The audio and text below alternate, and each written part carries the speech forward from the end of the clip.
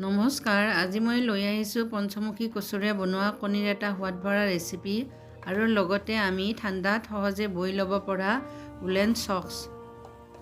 এই ৰেচিপিটোৰ কাৰণে মই পঞ্চমুখী কচুৰ আধা ভাল লৈছোঁ, লগতে 3টা বইল কণী, এটা বিলাহী, 2টা ডাঙৰ চাই পিঁয়াজ, 3টামান জলকীয়া, নহৰু আৰু আদা।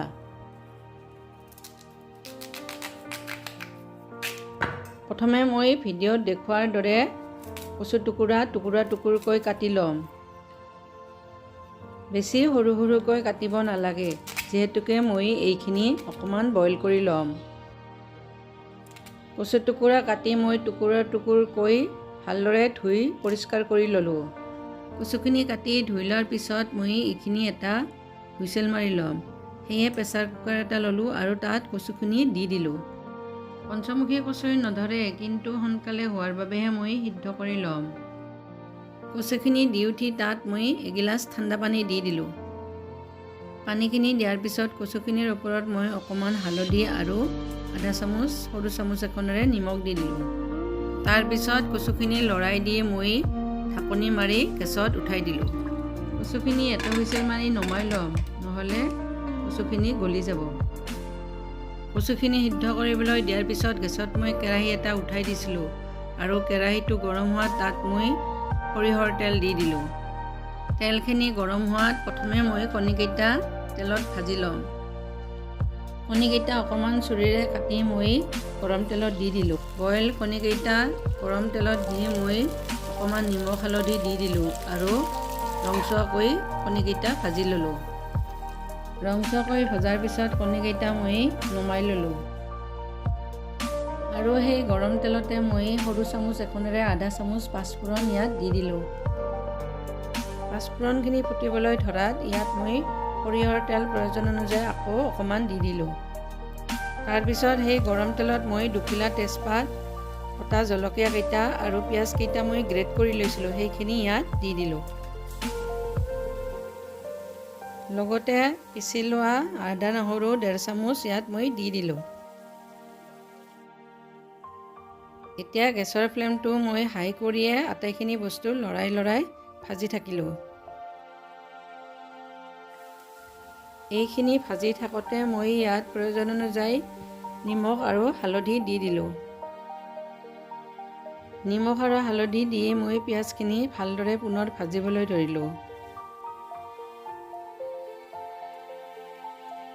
পিঁয়াজখিনি মোটামুটি ভালকৈ ভজা খাই অহাত ইয়াত মই ডাঙৰ চাই বিলাহী এটা গ্ৰেট কৰি লৈছিলোঁ আৰু সেইখিনি ইয়াত দি দিলোঁ। বিলাহীখিনি দি এইখিনি মই পুনৰ ভাজিবলৈ ধৰিলোঁ।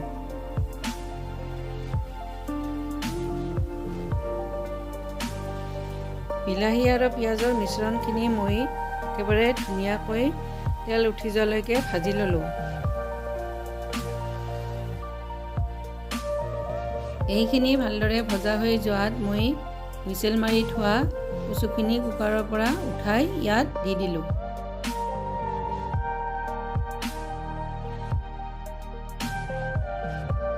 কচুখিনি দি মই মছলাখিনিৰে সৈতে কচুখিনি লৰাই ভাজি থাকিলোঁ।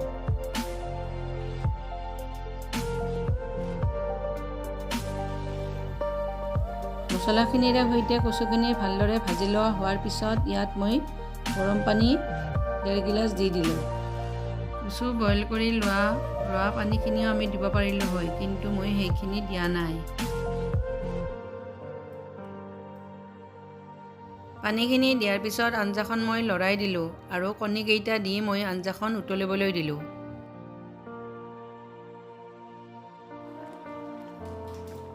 উতলি থকা আঞ্জাখনত মই চাহ চামুচ এখনেৰে এচামুচ জিৰাৰ গুড়ি ইয়াত দি দিলোঁ। আমি ইয়াত গৰম মছলাও ইউজ কৰিব পাৰোঁ। জিৰাৰ গুড়িখিনি দিয়াৰ পিছত আঞ্জাখন মই পুনৰ লৰাই দি উতলিবলৈ দিলোঁ। আঞ্জাখন উতলি ঘন হৈ অহাত নমোৱাৰ আগে মই ইয়াত কেঁচা ধনিয়া অলপমান কাটি দিলোঁ। তাৰপিছত আঞ্জাখন লৰাই দি মই নমাই দিলোঁ। যিহেতুকে আঞ্জাখন ঠাণ্ডা হ'লে আৰু গোটা হ'ব, সেয়ে মই এনেকুৱা অৱস্থাতে ৰাখি দিলোঁ। কণীৰে সৈতে বনোৱা মোৰ পঞ্চমুখী কচুৰ আঞ্জাখন হৈ গ'ল। এতিয়া আমি ঠাণ্ডাত সহজে বৈ ল'ব পৰা উলেন চক্সৰ ডিজাইন এটা আপোনালোকৰ লগত শ্বেয়াৰ কৰিম বুলি ভাবিছোঁ। এই উলেন চক্সযোৰ মই 4 আৰু 5 নম্বৰ ভৰিৰ কাৰণে বনাম। লেডিজ জেণ্টছ বুলি কোনো কথা নাই, আমি সকলোৱে এনেকুৱা ডিজাইনৰ চক্স পিন্ধিব পাৰোঁ।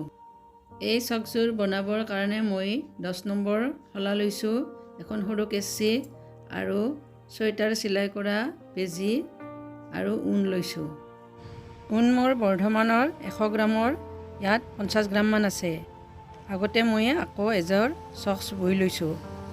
ঊণৰ লাৰুটোৰ পৰা মই দীঘলকৈ ঊণ উলিয়াই লৈ টুপেচ কৰি লৈ ভিডিঅ'ত দেখুওৱাৰ দৰে আঙুলিত পেচ দি এটা কণী বনাই ল'লোঁ। তাৰপিছত মই শলাডালত কণীটো সুমুৱাই দিলোঁ। ভিডিঅ'ত দেখুওৱাৰ নিচিনাকৈ মই শলাডালত কণীবিলাক ল'বলৈ ধৰিলোঁ। এনেকৈ কণীবিলাক লৈ মই 38টা কণী ইয়াত লৈ ল'লোঁ।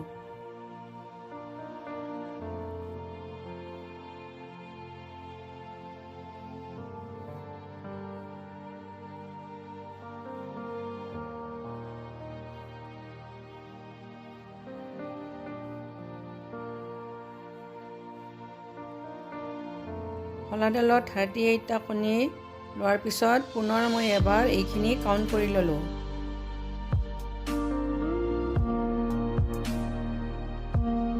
এইটা কণী লৈ এই চক্সযোৰ মই বম।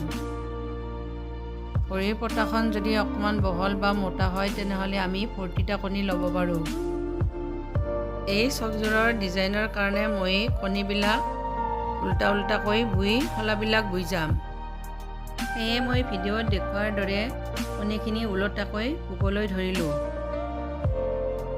প্ৰথম শলাটো মই ওলোটাকৈ বোৱাৰ পিছত ছেকেণ্ড শলাটো মই ওলোটাকৈয়ে বম। নেক্সট শলাডালতো মই ওলোটাকৈয়ে কণীখিনি বৈ লওঁ। ছেকেণ্ড শলাটো গুঠোঁতে আমি প্ৰথম কণীটো নুগুঠি এনেও ল'ব পাৰোঁ। মই কিন্তু গুঠিয়ে লৈছোঁ।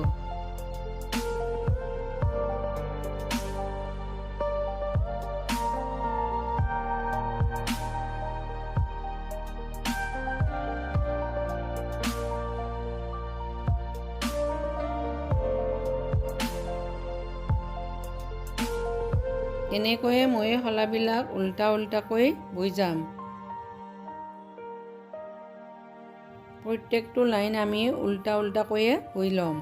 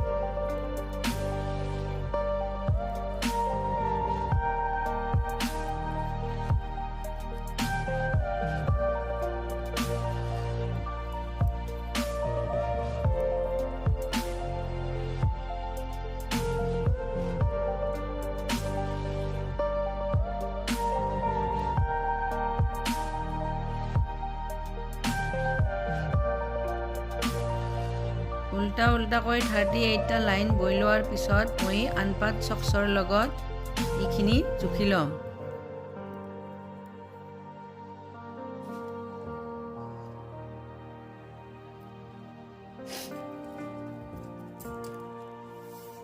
প্ৰথমে মই আগতে গুঠি থোৱা চক্স পাত ইঞ্চি টেপেৰে জুখি ল'লোঁ। এই পাতত 8 ইঞ্চি আছে।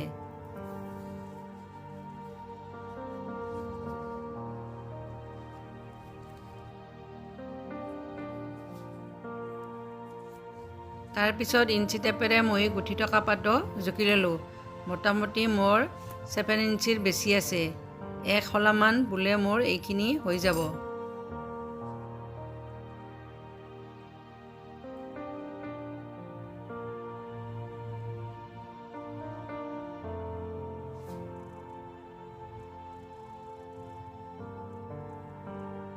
আৰু মই ৰেডি কৰি থোৱা চক্সপাতৰ উল্টা লাইনকেইটা অন কৰি ল'লোঁ। তাত 39টা লাইন আছে।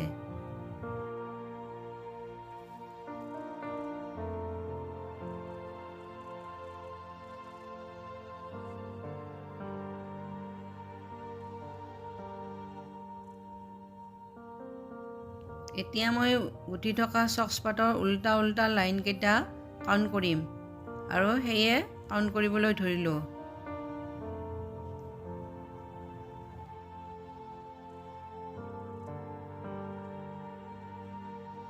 উল্টাকৈ গুঠা লাইনকেইটা ইয়াত মোৰ 38টা হৈ গ'ল। এতিয়া শেষৰটো মোৰ অৰ্থাৎ 39 নম্বৰ লাইনটো আছে।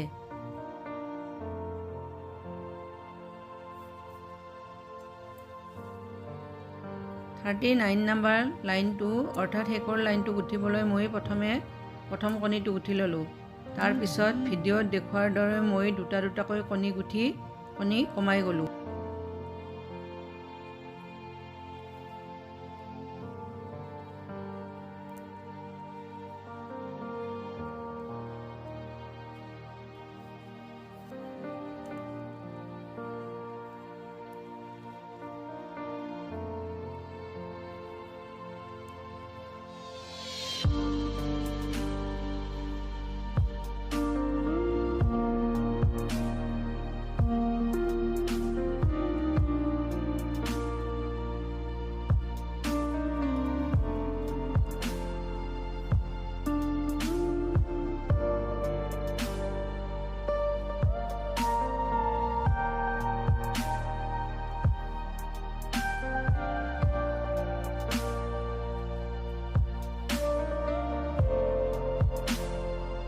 আৰু শেষৰটো কণী মই ছিংগল গুঠি ল'লোঁ। শেষৰ শলাডাল বোৱাৰ পিছত মই ঊণডাল অকণমান দীঘলকৈ কাটি ল'লোঁ। তাৰপিছত বেজীত সুমুৱাই লৈ মই ঊণডাল দুডাল কৰি ল'লোঁ। এতিয়া মই শলাত থকা কণীকেইটা বেজীটোৰ সহায়ত ঊণ দুডালত সুমুৱাই ল'ম। তাৰপিছত ভিডিঅ'ত দেখুৱাৰ দৰে মই বেজীটোৰ সহায়ত ঊণডালত কণীকেইটা সুমুৱাই ল'লোঁ। বেজীটোৰে কণীকেইটা মই ঊণডালত সুমুৱাই লোৱাৰ পিছত দুয়োটা মূৰ লৈ মই ঊণডাল ভালদৰে গাঁঠি দি ল'ম। ভিডিঅ'ত দেখুৱাৰ দৰে মই ঊণ দুডালৰ মূৰ দুটা ভালদৰে গাঁঠি দিলোঁ। তাৰপিছত মই এই মূৰৰ পৰা পিছফাললৈকে চিলাই কৰি যাম।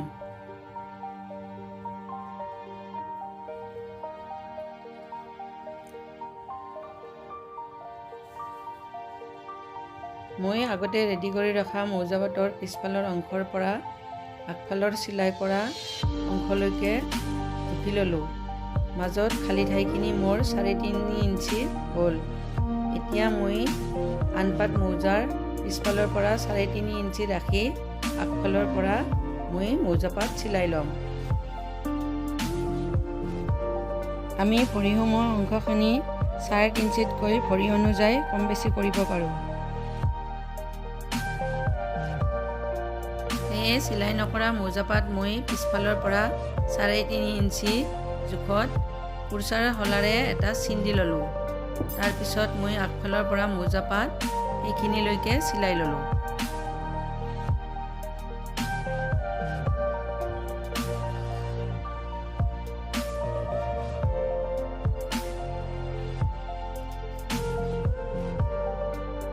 ভিডিঅ'ত দেখুৱাৰ দৰে মই আগফালৰ অংশৰ পৰা কুৰ্চাৰ শলাৰে চিন দিয়া অংশলৈকে চিলাই আহিলোঁ।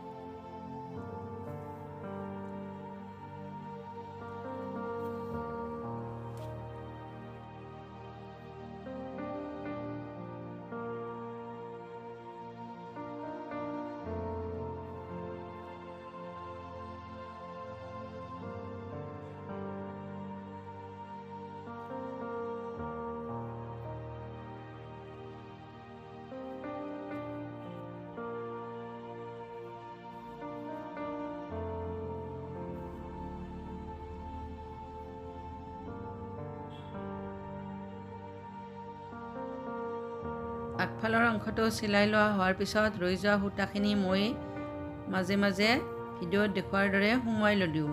তাৰপিছত মই বেজীটো সূতাডাল কাটি উলিয়াই ল'লোঁ।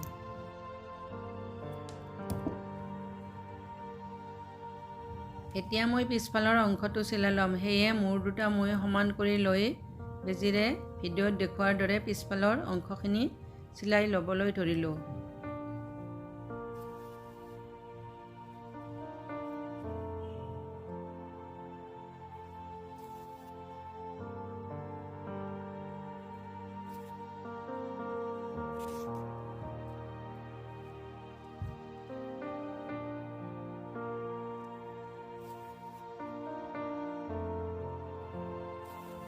পিছফালৰ অংশখিনি চিলাই লোৱা হোৱাৰ পিছত মোৰ মোজাপাত তৈয়াৰ হৈ গ'ল আৰু এতিয়া মই মোজাপাত ওলোটাই চিধা কৰি ল'ম।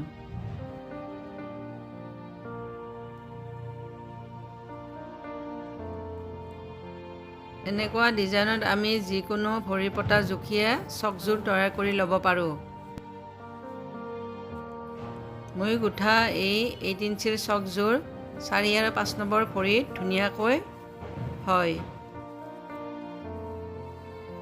এনেকৈয়ে মোৰ 4 আৰু 5 নম্বৰ ভৰিৰ কাৰণে চকযোৰ বোৱা হৈ গ'ল। উলেন এই চকযোৰ ঠাণ্ডাত পিন্ধিবলৈ বহুত আৰামদায়ক হয়। ভিডিঅ'টো চাই কেনেকুৱা লাগিল কমেণ্ট কৰি জনাব আৰু লগতে লাইক, শ্বেয়াৰ, ছাবস্ক্ৰাইব কৰিবলৈ নাপাহৰিব। আজিলৈ ধন্যবাদ।